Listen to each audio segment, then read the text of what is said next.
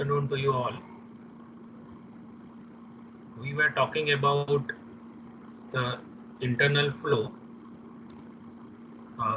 We were talking about external flow in the previous class. And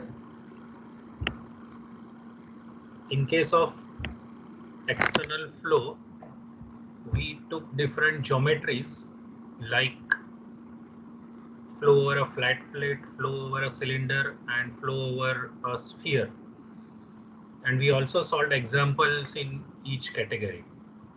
So I hope now you have good understanding of the case forced convection flow, or rather external flow.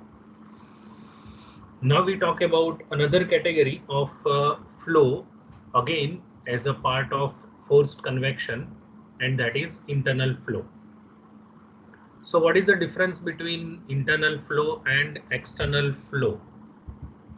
So that is shown or clearly explained with the help of some text and the diagram here.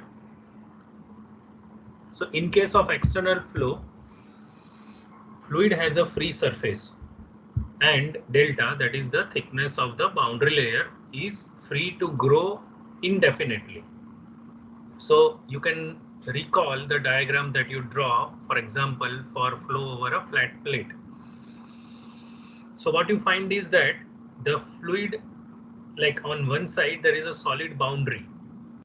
So on that side the boundary layer cannot grow, but on the other side, if you are considering 2D flow, then in the y direction or a positive y direction, the boundary layer is free to grow indefinitely, right? And the fluid has a free surface in that direction. So that is external flow.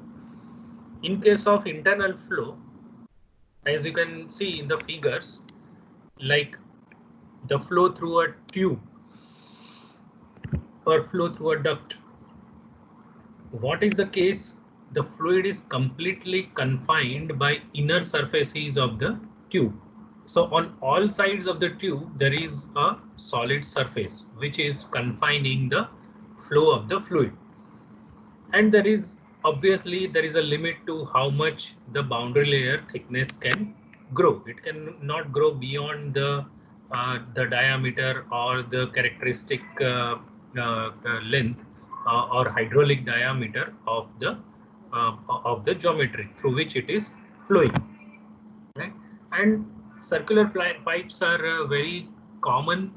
So we are going to start, or we like the theory of this uh, uh, part will be mainly explained with the help of circular tubes, because they are one of the very common type of geometry for the internal flows. Okay, so you can see the figure here at the top. What it is trying to explain, you can focus on the left hand side here. So there is there is some fluid which is entering at a velocity u into a tube. This is a 2D diagram of a tube. You can say cross section of a tube, a cylindrical hollow cylinder, and a cross section of that is taken, and in that you are showing the velocity profiles at different points or at different cross sections. And what are the coordinates involved? You can see x coordinate is along the length of the tube or along the axis of this tube, and there is another coordinate r which is in the radial direction, and the boundary for the flow is at RO, right? So that is the you can say inner diameter of the tube, RO. Now this fluid, before it enters into the tube, the velocity is equal at all the points in the cross section or at all radius. Now as it enters into the tube, what happens? The velocity of the surface of the tube is 0 with respect to the fluid. So it starts retarding the fluid near to it, and this effect penetrates further and further into the fluid. So that this is nothing but the growth of boundary layer which is seen. So at a particular cross section, this was at the entry. Now at this cross section, let's say x equal to x1. What is the type of velocity profile that you see? What you see is the velocities near the solid surface have reduced now this is a growth of boundary layer on the whole periphery, right? This is something dissimilar to a flat plate. So the though you don't see the third dimension, you can very well imagine that this growth, right? This is actually basically a surface, right? If this were a straight line, you would say it's the surface of this cone, right? So the growth happens throughout the periphery, circular periphery of this tube. And what is the velocity near the solid surface? It has started reducing, but somewhat away from the solid surface, let's say near the center line of the tube, you find that the velocities are still not affected and they are same. If you like take this arrow and take this arrow, right, the center one and then the upper one to that, the lower one to that, all of them are showing the same velocity. So in a way you can say that still there is no effect of friction or viscous friction in this area, right? You can see two types of area, like a light gray area and somewhat dark gray area.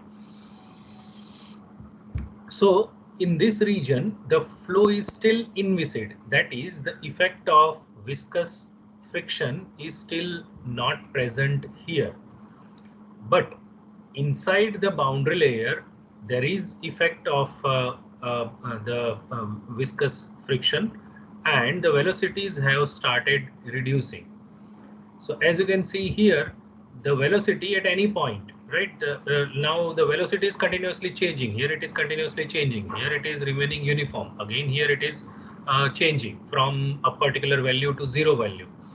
So in general, you can say the velocity at a given point is u, which is a function of radius and x, right? So like if radius changes, the velocity is going to change. If you focus on this profile, if I change the radius, which I measure from center line, at center line the radius is equal to 0, then at a particular radius, the velocity value I can get at a particular value of r and x equal to, let's say, x1, r equal to r1, right? But then if I change the radius, then the velocity would be different. So basically here u is the function of u is the velocity in x direction. It's the function of radius as well as x. Okay. Now what happens is, so if you have to explain this type of case, let's say the growth of boundary layer and the entry length and fully developed flow, etc. This is a very good diagram, right? One should be drawing a diagram like this, which provides almost all required information, right? Or to explain this diagram, whatever support is required is provided in this diagram. So one should try and draw such good diagrams. Even when you ask to draw such a diagram in exam, you should not be missing any of these things which is shown in this figure, right? So sometimes if you don't get full marks, you feel that oh, I had drawn a diagram, but then why am I not given full credit? So the reason could be that you have not shown all required features in the diagram. So this local velocity, as I said, is function of radius and x. This shows the thickness of the boundary layer, which is of course continuously changing. But then what you see is beyond a particular length of the tube, the growth of boundary layer cannot take place further, because now everything is inside the boundary layer, right? The thickness of the boundary layer was 0. It is continuously growing from all sides, right? It's peripheral growth, and this inviscid area is going on shrinking, and a point will come where everything is inside the boundary layer, right? The whole flow is now a viscous flow. It's not, there is no part which is inviscid flow. So this length on the left hand side of this cross section is called hydrodynamic entrance region or hydrodynamic entry length. So this XFD H, right? XFD suffix H is shown. So it is fully developed hydrodynamically, right? We are right now discussing only about hydrodynamics or velocity only, not talking about the temperature gradients. So we are talking about the hydrodynamic entrance region or hydrodynamic entry length.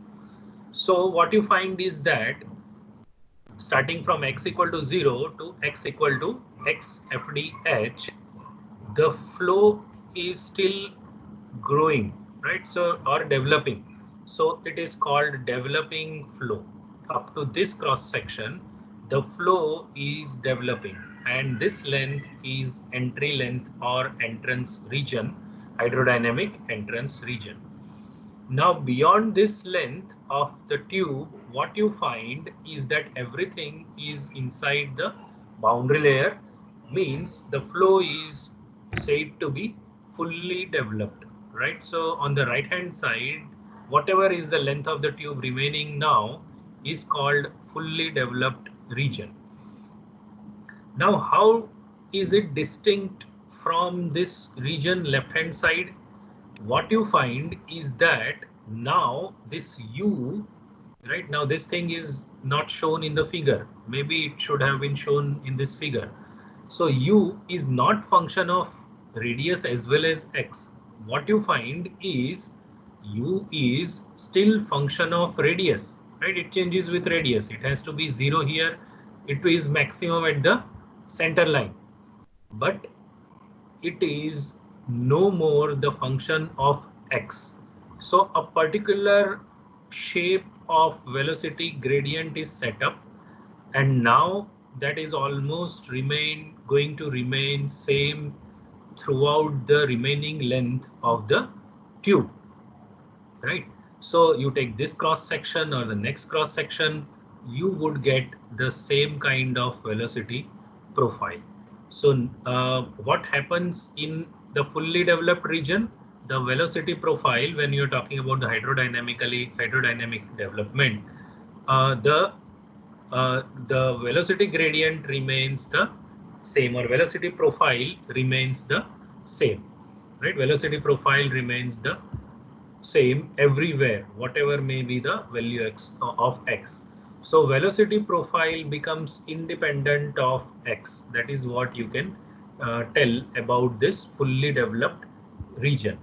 So this is something which is not seen in external flow. This kind of phenomena is not seen in the external flow, right? There are no divisions like this in the external flow, but in case of internal flow, there is some entrance region or entry region, and beyond that the flow is said to be fully developed, and the development of velocity boundary layer and the thermal boundary layer need not happen simultaneously. Here they are only talking about the velocity. Let's say there is no temperature difference between the tube temperature and the fluid temperature, right? But still there will be development of this velocity or momentum or hydrodynamic boundary layer, right? But if there is a temperature difference, there will also be growth of thermal boundary layer, which need not be same as this one, right? That is, this XFDH need not be same as XFD thermal. So you can write T here, right? So that those lengths need not be equal, and it mainly depends upon the Prandtl number. Now you might be interested in knowing how much would be the entry length, how much would be this length, right? So how you can get that? First, we should talk about the Reynolds number, which is most of the times the most important number in case of convective heat transfer. So definition of Reynolds number, right? The basic definition is still same. That is the density into, now there is something bit different here, and that is mean velocity, U suffix M, mean velocity. We will talk about this, what exactly is mean velocity, and how to get the mean, what is the definition, and how to get the mean velocity. Now, another thing which has changed as compared to the flow over a flat plate is that now the characteristic length is not the length of the plate, but it is the diameter of the tube, right? And it's the inner diameter of the tube, which is to be used here in defining or calculating the Reynolds number, and mu is the dynamic viscosity. And critical Reynolds number is around 2300, or sometimes even taken up to 3000. And so there is a transition starting. So that famous Reynolds experiment is done in case of internal flow. Okay, I hope you can recall, though it was covered in external flow. That experiment is normally done in case of internal flow. That is, dye injection takes place at the center line, and you find that up to some length near the entry of the up to some length, the it may remain like it may move in a straight line, right? When the velocities are less, it will continue moving in straight line, but when the velocities are high, it will start getting like convected or advected into the whole tube. Okay, but this critical number has like nothing to do with the entry length, right? Don't confuse it with entry length. This is about the laminar flow and turbulent flow. We'll talk about that later. So even at this point of time, right now, you may just forget this for the time being. Now, as I told, one may be interested in knowing how much is the entry length, and because the pressure drop that will take place, and later on the convective heat transfer that will take place, uh, the whole phenomena is different in case of entry length or entrance region and the fully developed region. So it is very important to know at what point will the flow become fully developed, and whether this entry region is important or not important. If it is not important, our job will become easier, and we will take the whole tube to be in the fully developed region, and it will be easier for one to get different correlations or analyze and get analytical solution for a particular region. So it will be easy. The fully developed region is somewhat simpler case, while this entrance region is a bit more difficult case to solve. So you are interested to know how much is the entry length. So if you are talking about the laminar flow, that is Reynolds numbers less than 2300, then this XFDH, right? This XFDH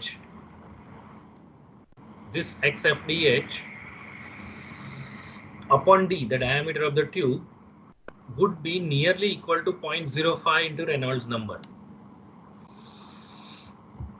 Okay, so 0.05 into Reynolds number. Let's say your Reynolds number is 1000. So in that case, this will become 50, right? That is the ratio of the length to diameter is 50. Means this entry length is 50 times the diameter. Let's say the diameter is 50 mm. Then this will be 2500 mm or 2.5 meters. That will be the length of the entry region. So with this formula, you get the entry length. You get the entry length, and with the experiments, this has been found to be true. So there is no proof for this to be given. Now, what if the Reynolds numbers are higher, right? Now here, Reynolds number do not depend upon X, right? In case of external flow, Reynolds number depend upon X, because your local Reynolds number, in definition of local Reynolds number, you have X here, but here it is diameter, which is a fixed value.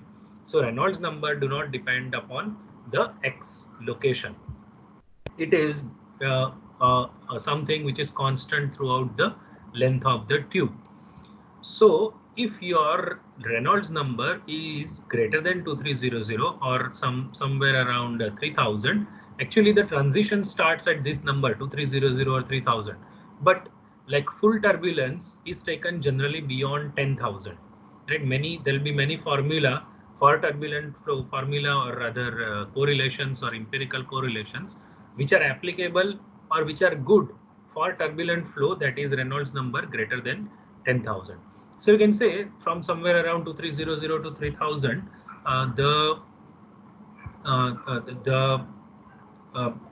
like transition starts, and then full turbulence takes place at around when the Reynolds number value is around 10,000.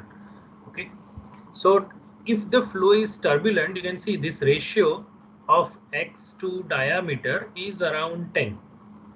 So let's say your tube diameter, as I told earlier, let's say it is 25 millimeters, right? So it is just 250 millimeters, right? 0.25 meter. In earlier case, I told that it's 2.5 meter. Here it is just 25 centimeter, not even a meter.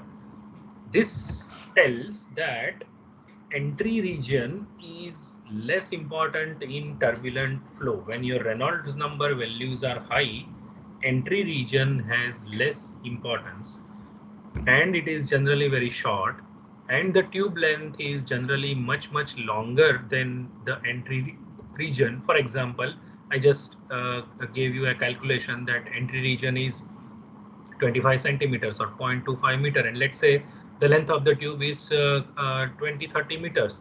So that 0.25 meter is almost negligible as compared to the full length of the tube.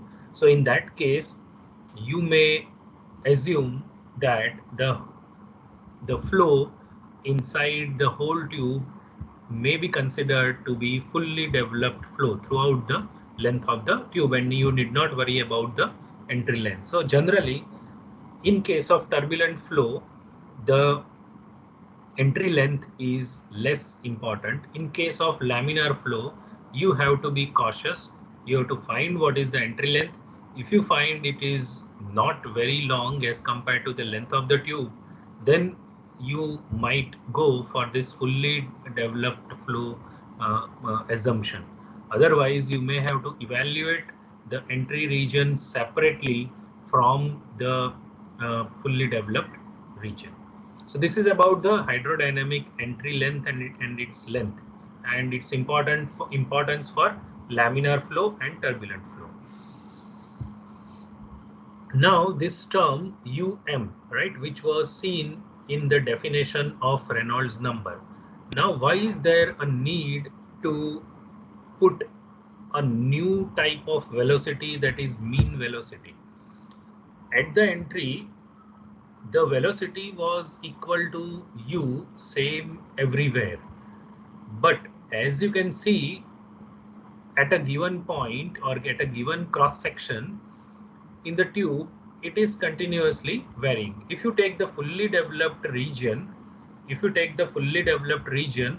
then you have a shape like this. It will be shown later that the shape, in case of fully developed laminar flow through a circular tube, it is of parabolic shape.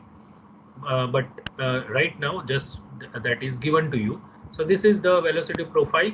You know for sure that at the surface of the tube, the velocity has to be 0. And at the center line, it has to be maximum, because it is at a maximum distance from the stationary surface. So this is the profile which you might get. Now I have to have a single number for the representative velocity, right? That is mean velocity. Now, how is the volume flow rate and velocity related? Right? You know that continuity equation, rho into that is dense, or you can say mass flow rate into mass flow rate and velocity. How are they related? Rho into V into area, right? Pi by 4 d square. That will give you the mass flow rate. Okay, so area, rho into area into velocity, that gives you the mass flow rate, right? And that's a continuity equation, should be true for all flows where there is no accumulation taking place. Here also we are taking a case where there is no accumulation, but then you say that the velocity throughout the cross section is not same. Then what is a representative velocity? So that can be found or can be defined like this. So um, the mean velocity, is such a value of velocity when multiplied with density and cross-sectional area gives you the mass flow rate taking place through the tube. So let's say you are like pumping it through this tube. Let's say it's water, and you are able to measure, you are taking it out in a container, and let's say for a minute or for 5 minutes you are accumulating that water, and then you measure the mass of that water, right? So you get the mass of that water, you divide it by time, you get the mass flow rate. You know, let's say density of water, and you have measured the cross sectional area, so you can get the mean velocity. So that is one way of getting the mean velocity. But then every time it may not be possible to like get or to collect the fluid. Let's say if it is air, it would be more difficult as compared to this case, right? So there could be other ways of finding the mean velocity also. Now mathematically, when you multiply it with the density and cross sectional area, you should get the mass flow rate. Now this is nothing but now because this u is not remaining constant throughout the cross section, right? The local velocity, you have to integrate this rho into u, local u, over the whole cross sectional area, over the whole cross sectional area. Then you can get the mass flow rate, right? Now when you equate this left hand side with the right hand side, you get the definition for right? The mathematical definition of mean velocity. Now this DAC is what it is, 2 pi r dr, right? Okay, I hope you can understand that. I've just drawn a simple diagram to explain that. This exercise, of course, is done many times. So like if you are taking this whole cross section, and you are taking a infinitesimal ring in that, then the difference in the radius is dr, and the periphery is dr, and the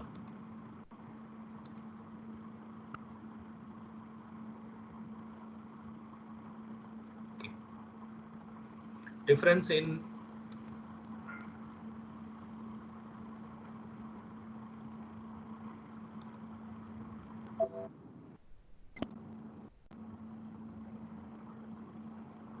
so let me go back to this.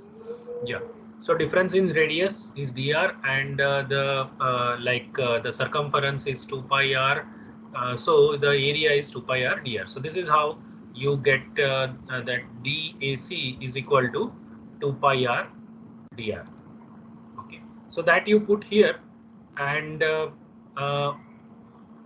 you equate it with this, that is you take now this rho, we are normally taking constant properties of the fluid, so rho gets cancelled, and then your cross sectional area is pi by 4 d square, right? So and here it is 2 pi r dr, So that way the final equation that you can get, or the mathematical definition of UM is 2 upon RO square integration from 0 to RO, right? Now what is this RO? RO is the maximum radius, right? That is R equal to R varies from 0 to the maximum radius, which is RO, and you have to perform this integration U as a function of radius and X RdR, right? So that's the mathematical definition of this mean velocity, right? Now somebody had a question, why this dark gray area is called boundary layer region. Okay. So yeah, it is like the definition of boundary layer is already known to you. Boundary layer is a region where where the change in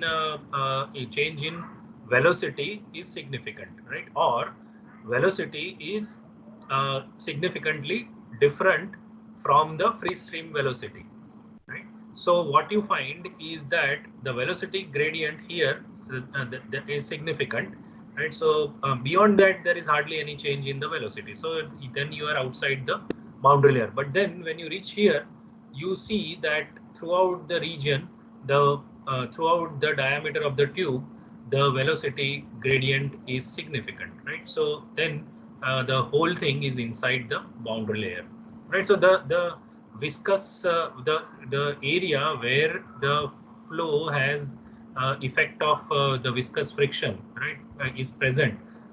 That region is the boundary layer region, and the remaining region is outside the boundary layer.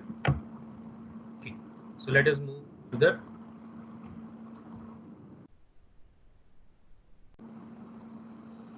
Okay, so this is how you get the mean velocity, the mathematical definition of mean velocity. So if you know, let's say, the velocity profile throughout the cross section, then by evaluating this on the right hand side, you would be able to get UM. Of course, there could be other means of getting UM also, right? As I told, one of the things could be calculating or getting the mass flow rate, and from that evaluating the velocity of UM. In some simpler cases, you may have some simpler relation with something which is measurable, right? So as we will see later, you can have a simpler expression for UM for fully developed laminar flow. Okay. Yes.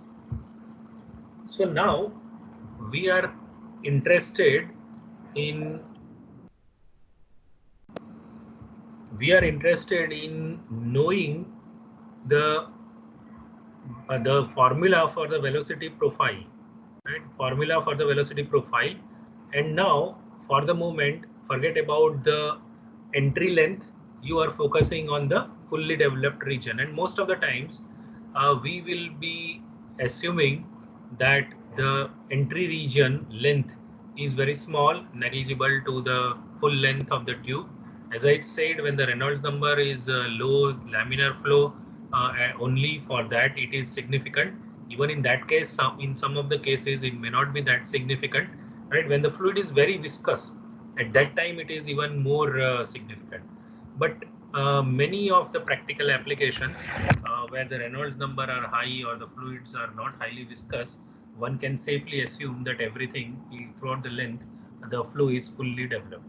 So we are taking only that portion, or rather we are taking cases where the entry length is very small as compared to the full length. So in the fully developed region, so here what are the assumptions? The flow is laminar, it is incompressible, constant property fluid, and the fully developed region, and the tube is circular. And you are interested to get the velocity profile in that. So you are taking infinitesimal element here, right? To explain this, so you are you are shown the final results here. The derivation of that is not given here. I'll go to the book and show you some of the steps of the derivation. and then you should work it out, right? Do that step-by-step procedure. So I'll give you that as an assignment also. So let me go to the book and explain this part of the theory. Okay.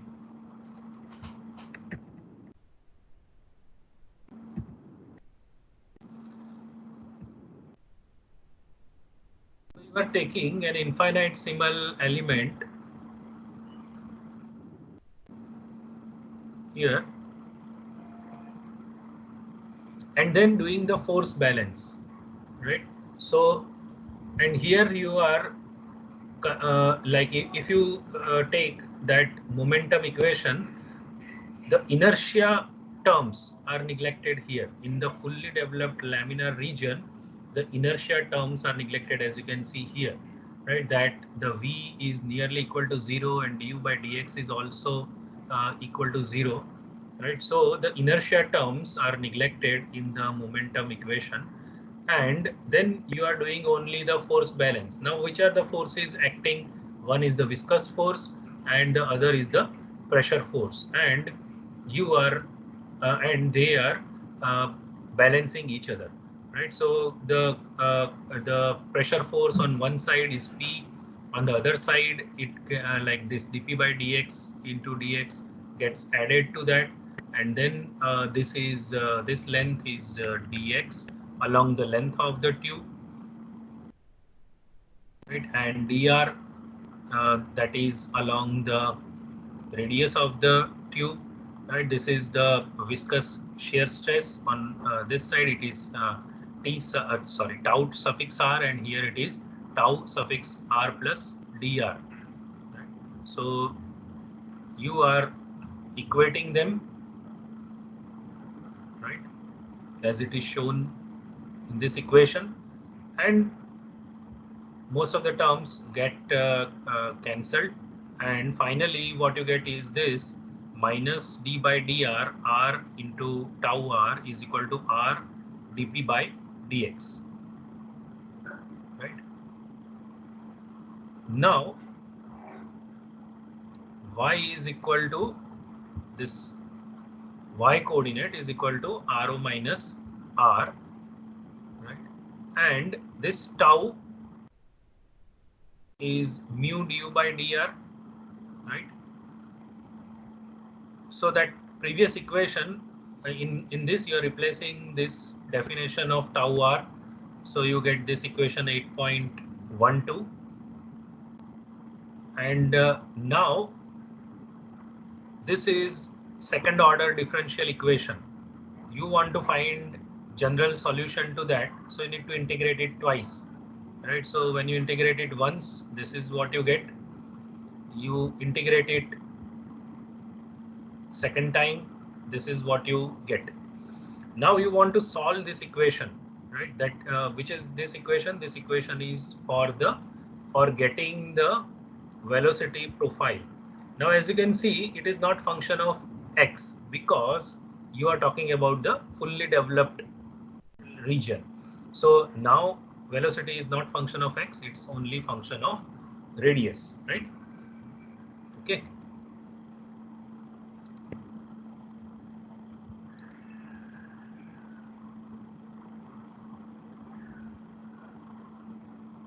Okay, y is taken as rho minus r, right? Rather, okay, let me go back to the book. Yeah, you're just trying to relate it with the Cartesian coordinate. Actually, this is done for the cylindrical coordinates, right? So that's why the y may be taken as that, but yeah, I don't think it is used anywhere, right? Y is not used anywhere, right? That was just mentioned. Okay.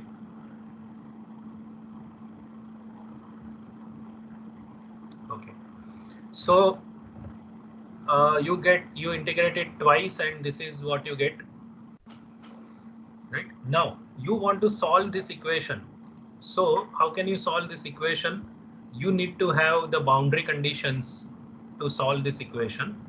You want to get the value of C1 and you want to get the value of C2. So what are the boundary conditions? U at RO, that is at the maximum radius, is equal to 0, right? The velocity at the surface is equal to 0. That is one boundary condition. And another boundary condition is du by dr at r equal to 0 is equal to 0. That is at the center line, right? At the center line, how is the profile? Profile is parabolic. So if you draw a tangent here, it will be vertical or it will have 0 slope, right? So du by dr is equal to 0 at r equal to 0. So these are the two boundary conditions which you can use. So one of them you can put here, right? So so you will see that this C1 is equal to 0. C1 diminishes, and then you want to get the value of C2.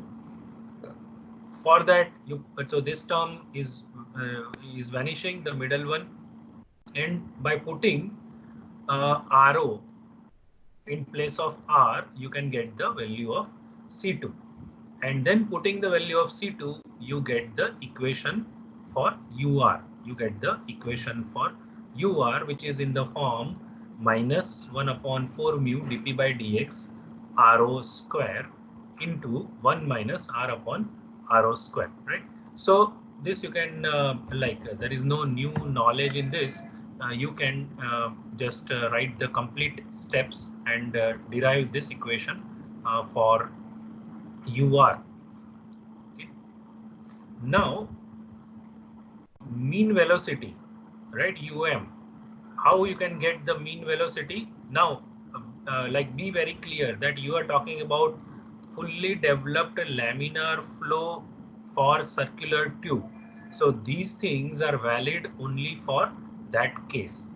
So if you see the previous equations, that equation 8.13, this one, and equation 8.8, you can get this mean velocity, which would be equal to RO square upon 8 mu. So you're combining this 8.13 and this 8.8, right? So this is basically the definition of UM. So in that you put this formula for U, right? So when you do that, you get the expression for the mean velocity. So the expression for the mean velocity that you get is minus RO square upon 8 mu dp by dx. Now we want to replace this value of dp by dx. So for that, okay, now you can take the ratio of UR and UM and you get this thing, right? Now this UR, when is it maximum? UR, when is it maximum? It is maximum at R equal to R0, right? So if you put R equal to R0, what do you get? You just get 2. It means that the maximum velocity Umax is twice the mean velocity, or you can say mean velocity is half of the maximum velocity. Now this also can be a useful conclusion.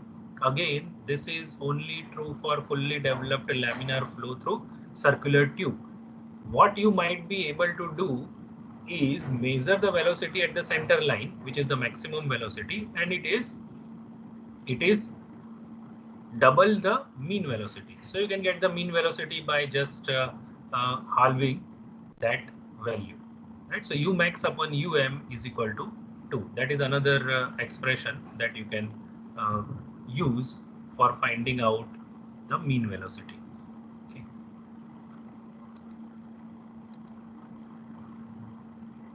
So these expressions, the derivation, how you can get those things, right? You take it as homework assignment.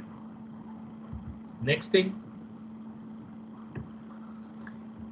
now we have been talking about friction factor, right, and local friction factor, and it was defined as the ratio of the shear stress to 1/2 rho U square. Okay. That friction factor is relevant here also, and it is called fanning friction factor.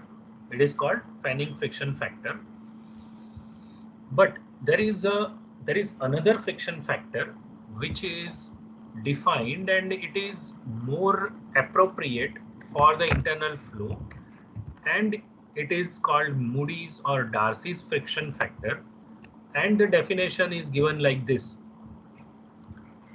It is minus dp by dx, because you want to make it positive, like as x increases the pressure decreases, but you want this number to be positive, so you're putting a negative sign here. So minus dp by dx into d upon rho um square by 2. This is how this Moody's friction factor is defined, and it is again a non-dimensional number. Okay.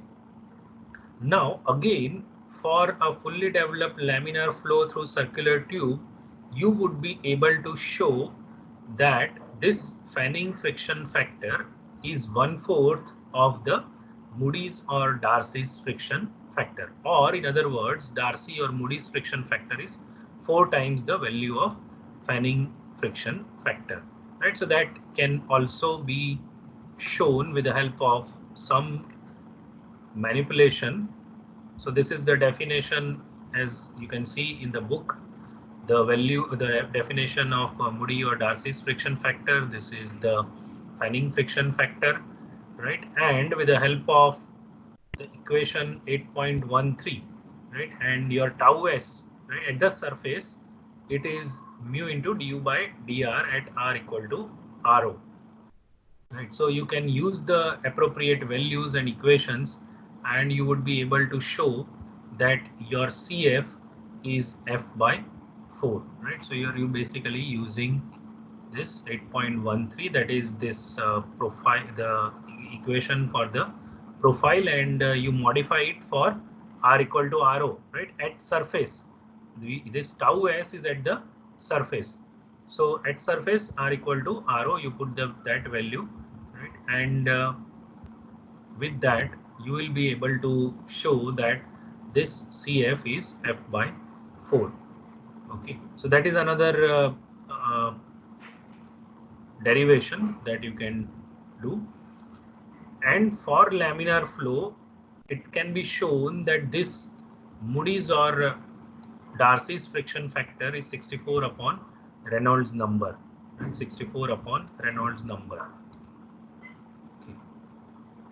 So that is using equation 8.1, 8.14 and 8.16, right? So this is for fully developed laminar flow.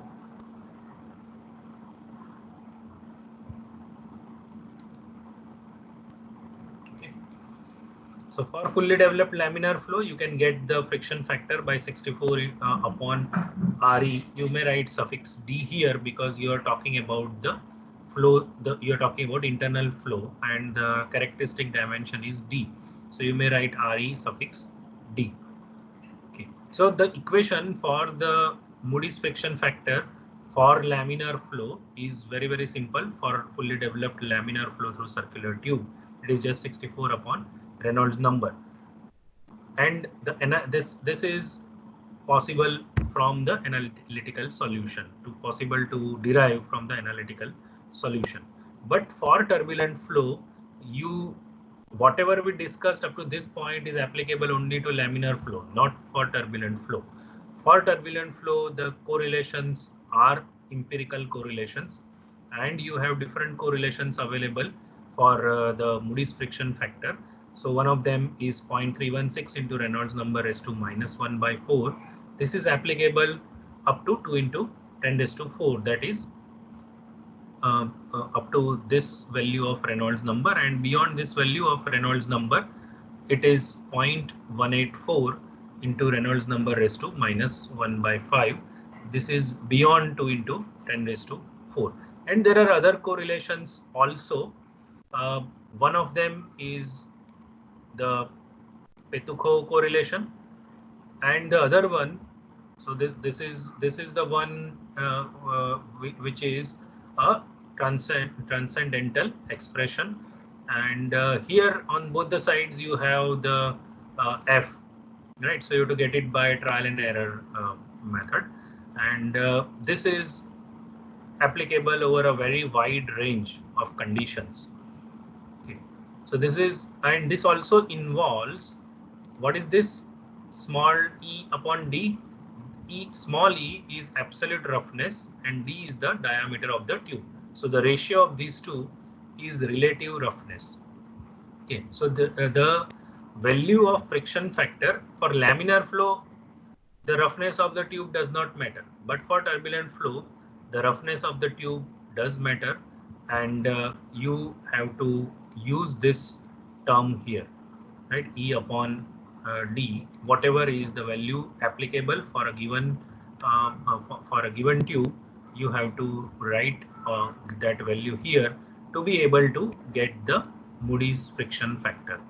Another correlation, as I mentioned, is the Petukhov correlation, which is in this form: 0.790 natural log of Reynolds number minus 1.64 raised to minus 2, and this is applicable from 3000, right from 3000 to 5 into 10 raised to 6. Okay. Now you may be familiar with the Moody's chart. Basically, this is a graphical representation of